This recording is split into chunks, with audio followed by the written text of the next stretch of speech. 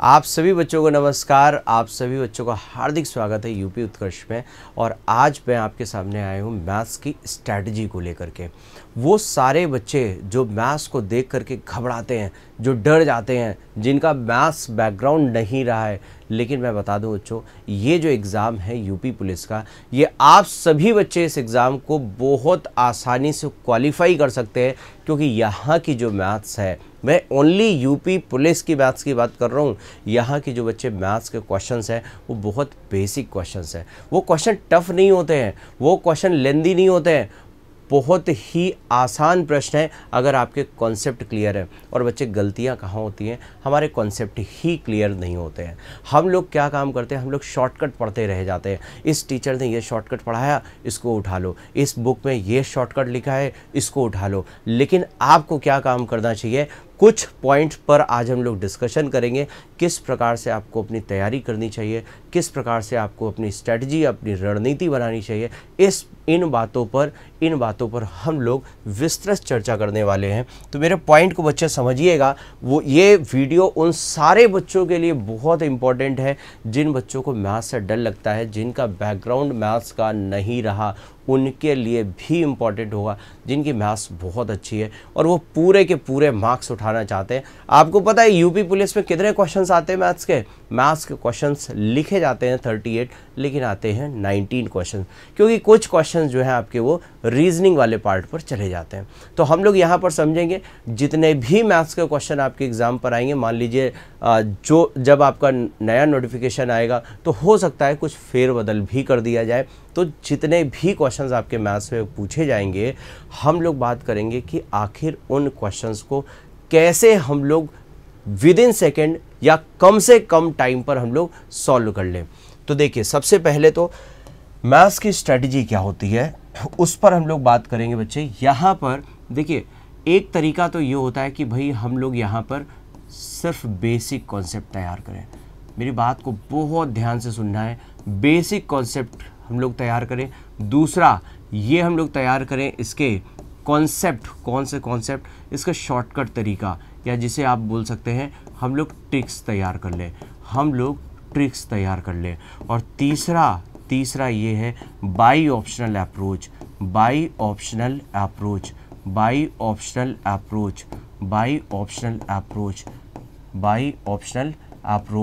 तो बच्चे यहाँ पर एक बात आपको मैं बता दूं कि यहाँ अगर आप सिर्फ बेसिक तैयार करते हैं और ट्रिक और ऑप्शनल अप्रोच अगर आप नहीं तैयार करते हैं, तो जाहिर सी बात है मेरे भाई, आपको समय लगने वाला है।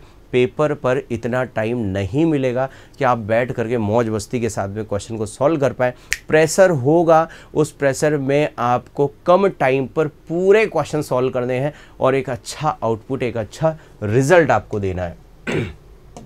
तो बच्चे, सिर्फ बेसिक आपको नहीं तैयार करना है, आपको बेसिक के साथ साथ आपको ट्रिक्स तैयार करना है। कुछ बच्चे सिर्फ और सिर्फ फोकस करते हैं ट्रिक्स पर। एक क्वेश्चन उठाया, उसका एक ट्रिक पढ़ लिया, दूसरा क्वेश्चन उठाया, उसका एक ट्रिक तैयार कर लिया, तीसरा क्वेश्चन उठाया, उसका एक ट्रिक तैयार कर लिया। तो बच्चे, ऐसे न जाने कितनी ट्रिक्स तैयार हो जाएगी और मेरे भाई इस दिमाग पर बहुत ज़्यादा बातें बहुत लंबे समय तक नहीं रुक पाती हैं। तो आपको क्या काम करना है उस पर भी अभी हम लोग आएंगे।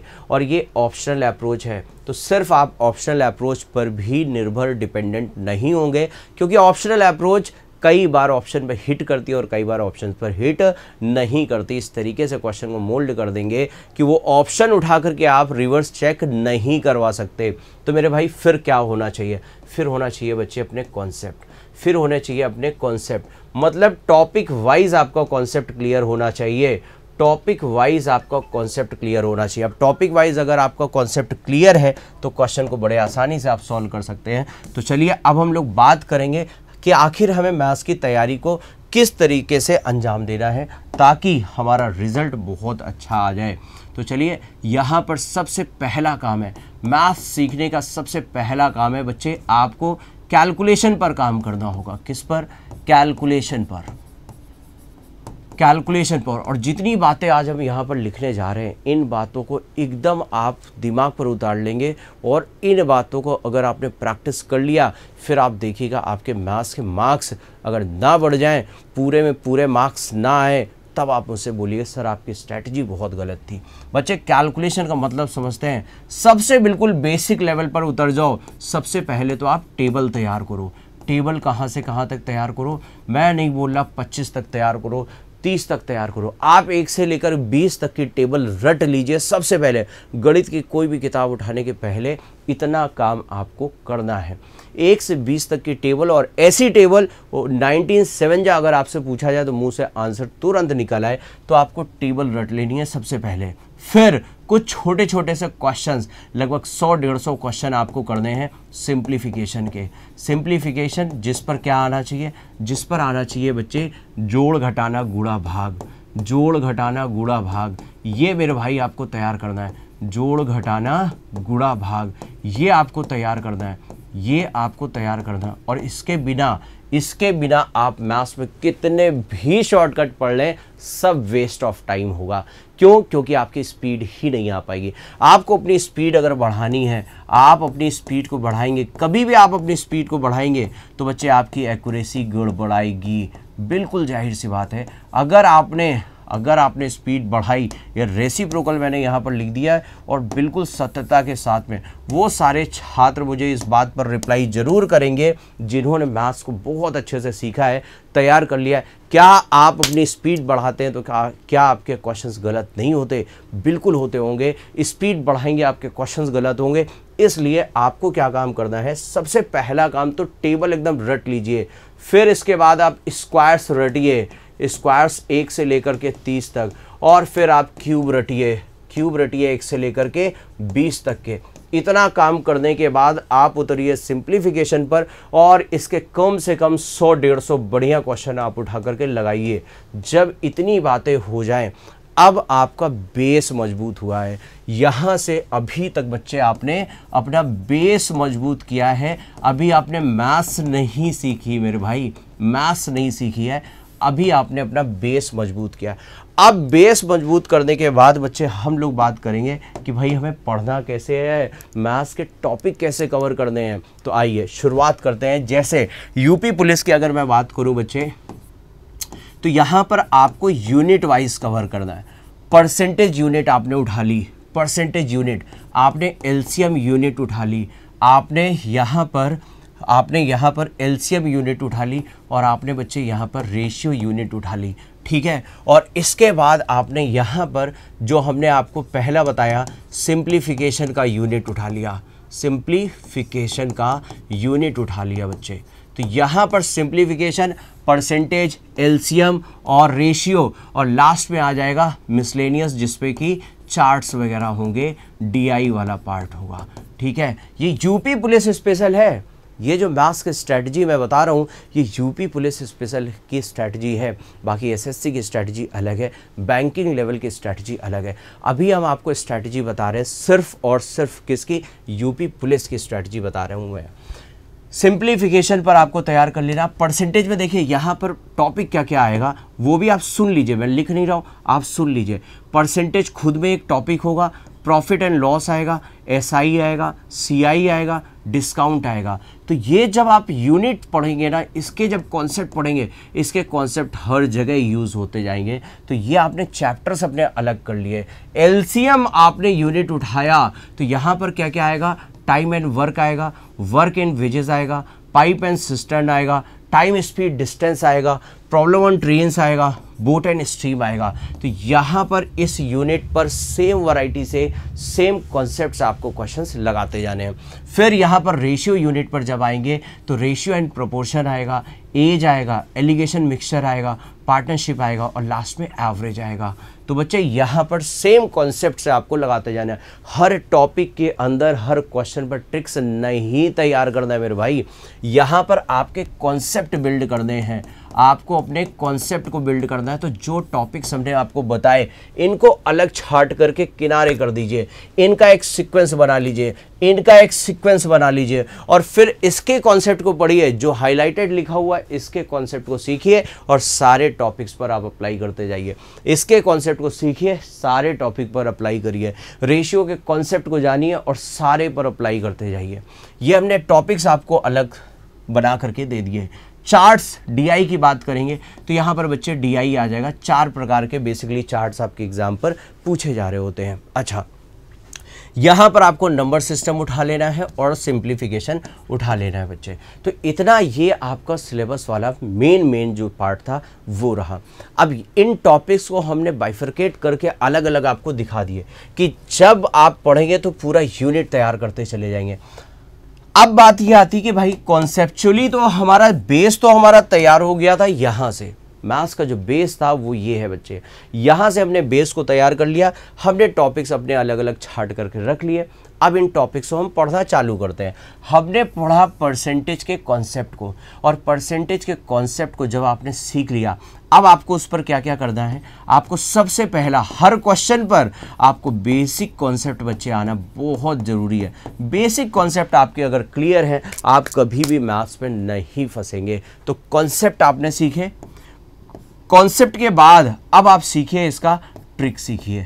अब आप इसका ट्रिक सीखिए, और ट्रिक ऐसी ट्रिक कभी नहीं सीखनी है जो क्वेश्चन टू क्वेश्चन वेरी कर जाए। ऐसी ट्रिक्स आपको सीखनी है, ऐसे कॉन्सेप्ट आपको डेवलप करने हैं जो कई सारे क्वेश्चंस को कवर करता चले, वो आपको सीखना है। यहाँ पर जो कई ट्रिक जो कई क्वेश्चंस पर अप्लाई हो, जो कई क्वेश्चन पर अप्लाई हो, ये आपको सीखना है, कई क्वेश्चन पर अप्लाई हो। अच्छा, तीसरा पार्ट आपको क्या करना है, यदि पॉसिबल हो तो बच्चे कोशिश करो कि उसका बाई ऑप्शनल अप्रोच भी आए, क्योंकि जो काम आप पहले से मेहनत करेंगे एग्जाम पर वही परफॉर्म कर पाएंगे। अगर आपने पहले से घर पर प्रैक्टिस नहीं किया है इस बात की, एग्जाम पर अचानक आप बाई ऑप्शनल अप्रोच डेवलप नहीं कर सकते। तो ये प्रत्येक क्वेश्चन में ये काम आपको ईच क्वेश्चन में करते जाना है, ये काम आपको ईच क्वेश्चन में करते जाना है। मेरी इस बात को ध्यान रखना, ट्रिक का मतलब होता है ऐसा कॉन्सेप्ट आप डेवलप करिए जो कई सारे क्वेश्चंस को कवर कराता चले। आपको यहाँ पर पर्टिकुलर क्वेश्चन टू क्वेश्चन वाली ट्रिक आपको तैयार नहीं करनी है। ऐसी ढेरों मैथ्स की बुक्स हैं जिसमें प्रत्येक क्वेश्चन पर अलग अलग ट्रिक लिखा हुआ है, तो वो सब आपको नहीं करना है, ना आप तैयार कर पाएंगे। और क्वेश्चन इस तरीके से एग्जाम पर वेरी करता है कि वहाँ पर आप मैच भी नहीं करवा सकते। तो मेरा भाई ये आपकी मेन स्ट्रेटजी रही। अब आप इसको रिवाइज करेंगे। मान लीजिए आपने परसेंटेज यूनिट पढ़ा, तो किसी भी टॉपिक को अगर आप पढ़ेंगे तो उसको रिवाइज ज़रूर करना है। क्या करना है बच्चे, रिवाइज ज़रूर करना है। तो आप अपना ड्यूरेशन बना लो, आप अपना ड्यूरेशन बना लो कि भाई अगर हमने आज टॉपिक पढ़ा है तो 10 दिन बाद या 15 दिन बाद हम इसको रिपीट ज़रूर करेंगे, हम इसको रिपीट ज़रूर करेंगे, हम इसको रिपीट ज़रूर करेंगे। तो जब बच्चे आप रिपीट करेंगे, रिपीट ज़रूर करेंगे, रिपीट करेंगे, रिवाइज करेंगे, तो आपके दिमाग पर वो टॉपिक, वो कॉन्सेप्ट बहुत अच्छे से बैठता जाएगा। अब बात करते हैं कि हमारी पूरी मैथ्स खत्म हो गई। सर जो आपने स्ट्रैटेजी बताई, एक एक करके हमने अपने टॉपिक को कवर कर लिया, सारी चीज़ें, हमारा बेस पूरा तैयार हो चुका है।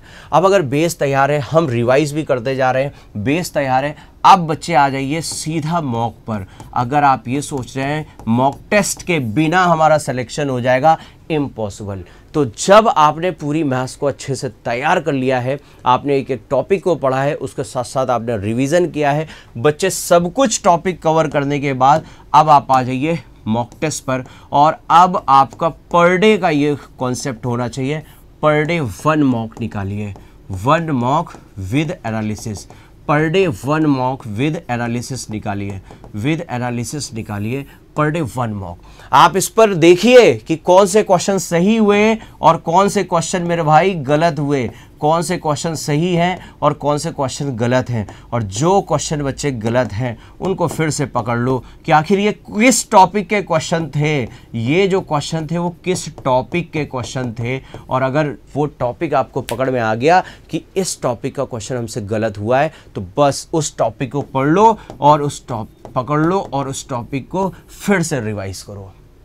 ये जो हमने आपको शानदार स्ट्रेटजी बताई है, अगर इतना आपने वर्क कर लिया, विश्वास मानिए, विश्वास मानिए, 3 महीने लगेंगे, 3 महीने, और 3 महीने में ऐसी मैथ्स तैयार होगी ना, ऐसी मैथ्स तैयार होगी स्कोरिंग सब्जेक्ट बन जाएगा मेरे भाई, आपका ये आपका स्कोरिंग सब्जेक्ट बन जाएगा। आई होप ये स्ट्रैटेजी आपको समझ आई होगी।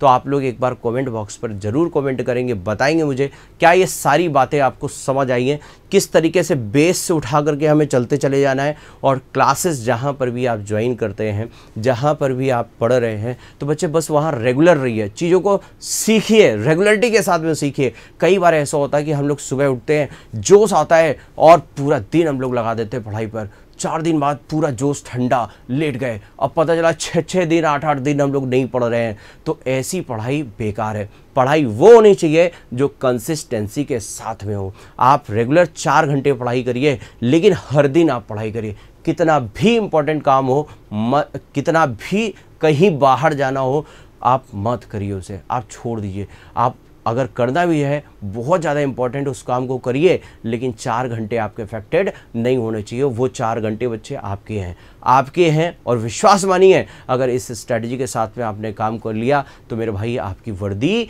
कहीं दूर नहीं है। पूरा उत्कर्ष परिवार आपके साथ में है और मैं ऐसी और भी स्ट्रेटजी लाता जाऊँगा, आपको बताता जाऊँगा। यदि कुछ भी समस्या है कमेंट बॉक्स पर आप करें, अगला वीडियो आपका वेट करेगा। Thank you so much. मिलते हैं हम लोग अगले वीडियो पर अगली स्ट्रैटेजी के साथ में।